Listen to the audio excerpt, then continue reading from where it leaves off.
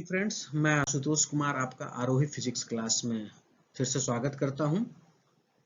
आज मैं जो हमारा सीरीज चल रहा था मोमेंट ऑफ इनर्शिया का, उसमें जो बचे हुए टॉपिक्स थे सॉलिड स्फीयर, हॉलो स्फीयर, उनका मैं मोमेंट ऑफ इनर्शिया निकालने का तरीका बताता हूं। ठीक है, तो हम लोग स्टार्ट करते हैं। तो सबसे पहले हम लोग सॉलिड स्फीयर का मोमेंट ऑफ इनर्शिया देखेंगे। ओके, तो सॉलिड स्फीयर ये हॉलो स्फीयर का, राइट। तो ये मेरा एक हॉलो स्फीयर, राइट। तो इसका हम लोग को मोमेंट ऑफ इनर्शिया निकालना है। इसका रेडियस क्या है, r। ये हमारा एक्सिस है, राइट। तो ये एक्सिस हम लोग मान लेते हैं y डैश, राइट। और ये मेरा सेंटर हो गया आपको O, ठीक है। इसका मास है m, रेडियस है r।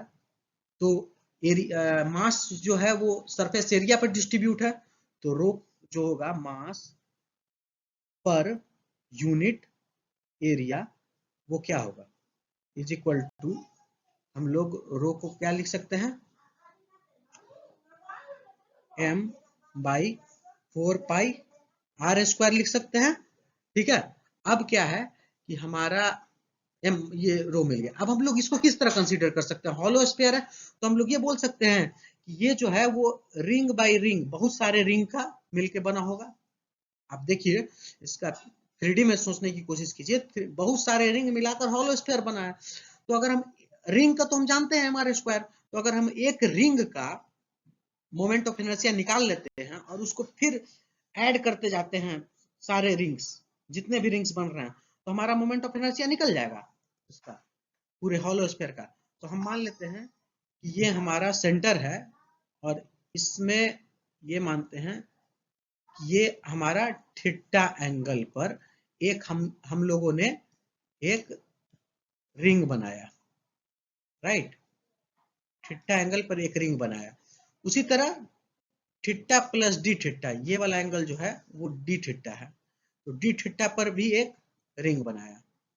तो इस रिंग का विड्थ क्या है, विड्थ ये है, विड्थ का वैल्यू क्या है, आर डी थीटा है, राइट।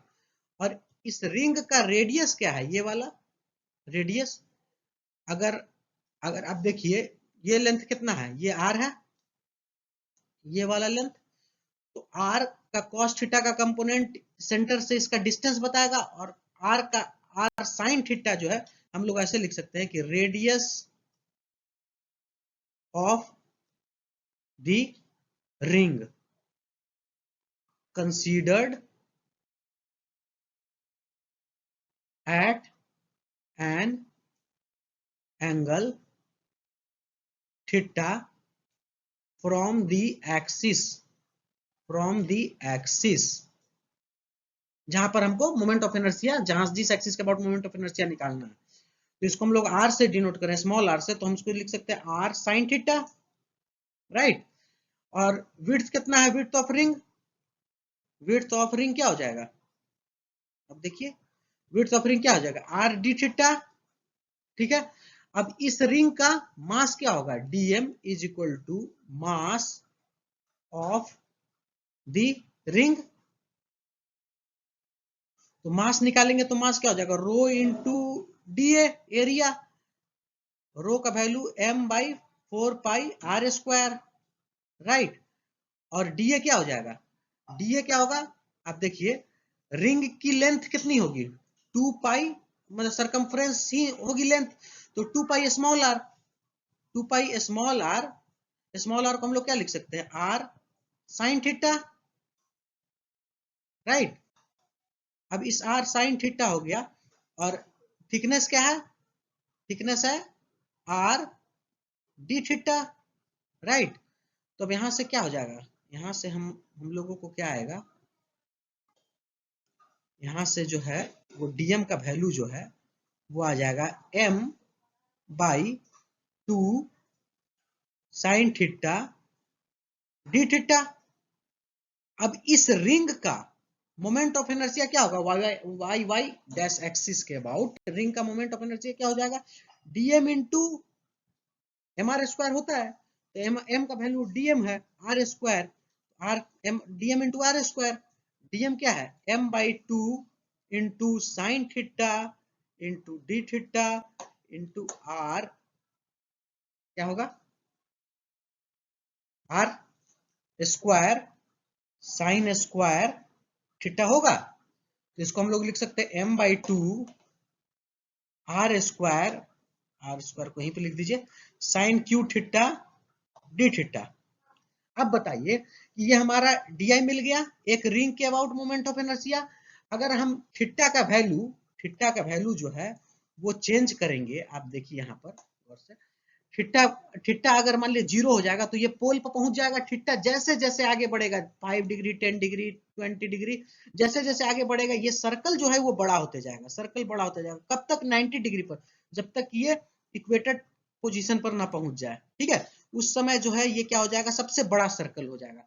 फिर थीटा और 90 प्लस होगा तो फिर थीटा स्मॉल होना स्टार्ट हो जाएगा और फिर 180 हो जाएगा तो फिर ये पोल के पास पहुंच जाएगा। अब थीटा 0 से बढ़ रहा है तो ये देखिए, तो ये अगर हम देखें राइट हाफ और लेफ्ट हाफ दोनों हाफ का मास को कंसीडर कर रहा है, सरफेस को कंसीडर कर रहा है ना, तो इसका मतलब क्या होगा कि 0 टू पाई अगर थीटा वेरी करेगा तो पूरा हॉलो स्फीयर मेरा कंसीडर हो जाएगा, होगा। अब अगर पूरा हॉलो स्फीयर कंसीडर हो गया तो हम मुझे क्या निकालना था, मोमेंट ऑफ इनर्शिया ही तो निकालना है, ठीक है, तो मोमेंट ऑफ इनर्शिया निकालना है, तो अब हम लोग को अगर मोमेंट ऑफ इनर्शिया आई निकालना होगा तो I is integration of d I. अब इसको हम लोग अलग कर ले, M are square by two integration of sine cube theta d theta 0 to pi. अब हमको क्या निकालना है, sine cube theta d theta का इंटीग्रेशन निकालना है, कैसे निकालेंगे, बहुत सिंपल है, बहुत मतलब एक आप देख लीजिए साइन क्यू थीटा, जैसे सिंपल सी बात है, sine cube theta d theta यही है ना, इसको हम लोग लिख सकते हैं sine theta into sine square theta मतलब 1 minus cos square theta d theta, right. इसको हम लोग और लिख सकते हैं sine theta d theta minus cos square theta sine theta d theta, sine theta का क्या हो जाएगा minus cos theta 0 to pi, right.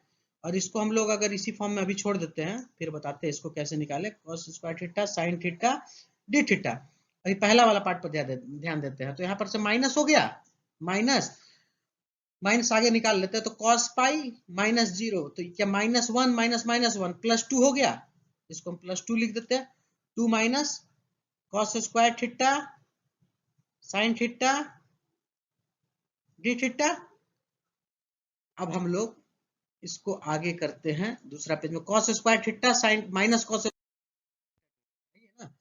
तो minus cos square theta sine theta d theta, right, 0 to pi. अगर हम लोग let ये cos theta is equal to t, तो minus sine theta is equal to क्या हो जाएगा dt हो जाएगा, तो इसको हम लोग लिख सकते हैं 0 पुट करेंगे थीटा का वैल्यू तो 1, पाई पुट करेंगे तो -1, राइट। तो हम लोग इसको लिख सकते हैं टी स्क्वायर डी टी, इसको और क्या लिख सकते हैं टी क्यू बाई 3 -1 टू 1, इसको हम लोग लिख सकते हैं 1/3 को आगे कर दीजिए 1 माइनस माइनस 1 मैंने 2/3, राइट, ठीक है। तो पूरा हमारा इक्वेशन कितना था, पूरा हमारा इक्वेशन के अकॉर्डिंग कितना आया। अब मोमेंट ऑफ इनर्शिया आई निकालेंगे तो m are square divided by 2 into 2 minus 2/3। अब इसको हम लोग कैलकुलेट करते हैं तो एम आर स्क्वायर बाई 2 4/3 से 2 कट गया 2 एम आर स्क्वायर बाई 3, ये निकल गया आपको हॉलो स्फीयर का moment of inertia, right, about the axis Y Y passing through the centre. तो अब अगला जो है वो क्या आएगा, इसके बाद आएगा हमारा सॉलिड स्फीयर। सॉलिड स्फीयर को हम करने का तरीका बता देते हैं, आप खुद कैलकुलेट करने की कोशिश कीजिएगा। राइट, सॉलिड स्फीयर को हम लोग कैसे कंसीडर कर सकते हैं? सॉलिड स्फीयर को कैसे कर सकते हैं? मान लिए हम यहां से हम लोग मान लिए कि x रेडियस का एक हॉलो स्फीयर कंसीडर करते हैं जिसका थिकनेस क्या है, dx है। राइट, इसका थिकनेस जो है वो dx है। यहाँ पर क्या क्या दिया हुआ है, मास m, रेडियस r। राइट, तो अब इसका बताइए कि यहाँ पर मास जो है वो एरिया में नहीं डिस्ट्रीब्यूट है, वॉल्यूम में डिस्ट्रीब्यूट है। तो rho is equal to mass per unit volume लिख सकते हैं। तो मास पर यूनिट m हो गया mass by volume 4/3 pi r cube, और इसको हम लोग लिख सकते हैं 3m/4 पाई आर क्यू। राइट, अब देखिए, अब हॉलो स्फीयर का हमको ऑलरेडी पता है, हॉलो स्फीयर का क्या होता है। और हॉलो स्फीयर के लिए क्या होता है मोमेंट ऑफ इनर्शिया, अभी हम लोग कैलकुलेट किए 2/3 mr², यही होता है ना। तो यहाँ पर हॉलो स्फीयर का एरिया कितना हो गया, डीए एरिया बताइए, area of hollow sphere, hollow sphere, area of hollow sphere क्या होगा, is equal to x radius है तो 4 पाई x² होगा। तो वॉल्यूम क्या होगा इसका, वॉल्यूम ऑफ हॉलो स्फीयर क्या होगा, volume is equal to 4 pi x² into dx। तो हमारा dm क्या होगा, dm अगर हम लोग कैलकुलेट करें तो dm क्या होना चाहिए, dm is equal to rho into dv, mass per unit volume into volume of sphere. तो 3m by 4 pi r cube into 4 pi x² into dx। 4 pi से 4 पाई कैंसिल हो गया, आपका क्या बच गया 3,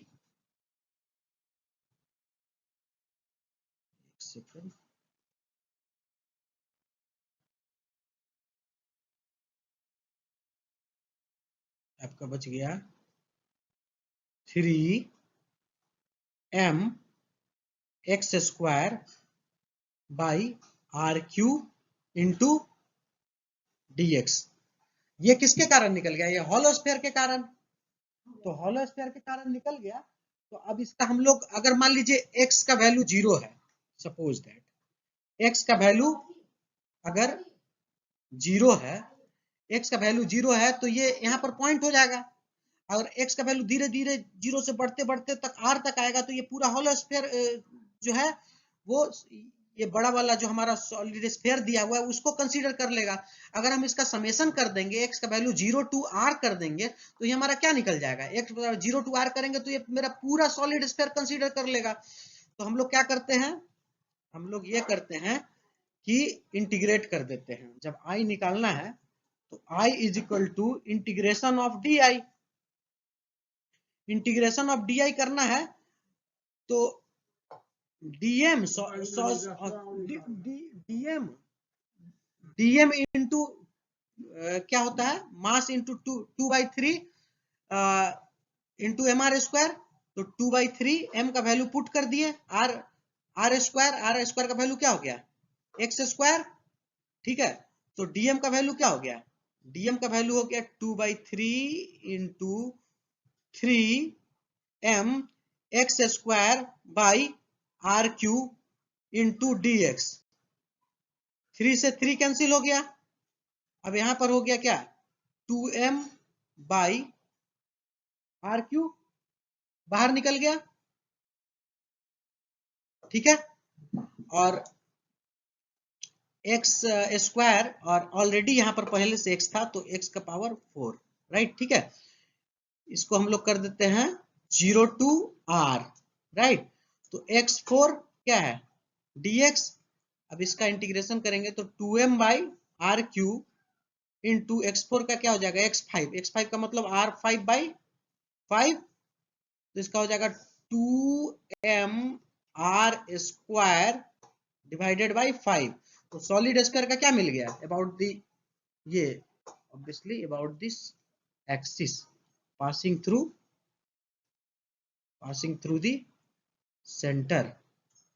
तो इस एक्सिस के अबाउट जो है वो हमारा, इस एक्सिस के अबाउट जो है वो हमारा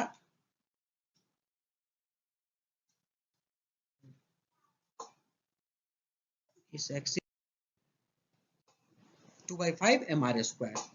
अब फर्दर आगे क्लास में इसके आगे का हम लोग देखेंगे। अगर आपको वीडियो अच्छा लगे तो लाइक करें, शेयर करें, सब्सक्राइब करें और आगे भी अपने दोस्तों को बताएं। थैंक यू, धन्यवाद।